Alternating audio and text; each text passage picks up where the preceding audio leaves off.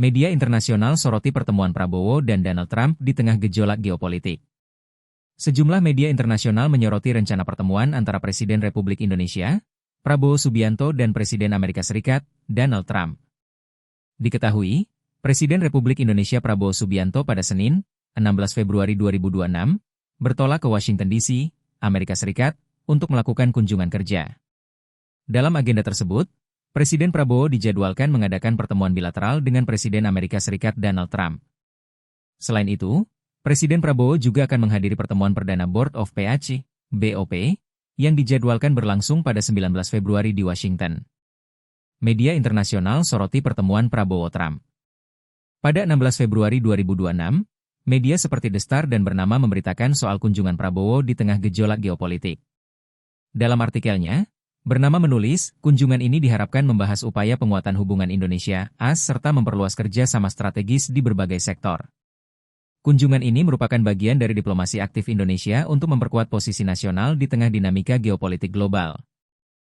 Menteri Luar Negeri RI, Sugiono, melakukan pertemuan bilateral dengan Wakil Tetap Palestina untuk PBB, Menteri Riyad Mansur, di kantor perwakilan Palestina di New York pada Selasa, 16 Februari 2026.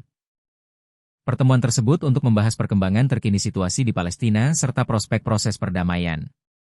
Pertemuan ini dilaksanakan menjelang partisipasi Menlu RI dalam sidang Dewan Keamanan PBB mengenai situasi di Timur Tengah.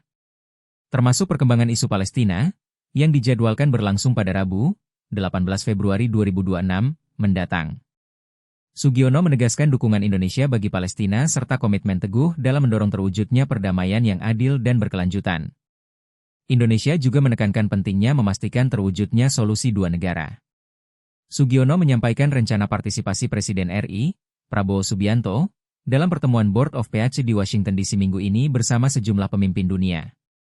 Termasuk, negara-negara yang tergabung dalam Kelompok 8 atau Indonesia, Arab Saudi, Turki, Mesir, Yordania, Qatar, Uni Emirat Arab, dan Pakistan, yang aktif mendorong upaya perdamaian di Gaza, Palestina. Wakil Tetap Palestina, Riyad Mansur, menyampaikan apresiasi mendalam atas kehadiran Menlu RI secara langsung di New York, dan menilai kunjungan ini semakin mempererat solidaritas kedua negara dalam mendorong aksi nyata PBB di tengah situasi sulit yang dihadapi rakyat Palestina. Secara khusus, Wakil Tetap Mansur menekankan bahwa Indonesia memiliki tempat istimewa di hati rakyat Palestina, dengan ikatan sejarah yang erat antara kedua bangsa, terutama sejak lahirnya Dasar Sila Bandung pada tahun 1945.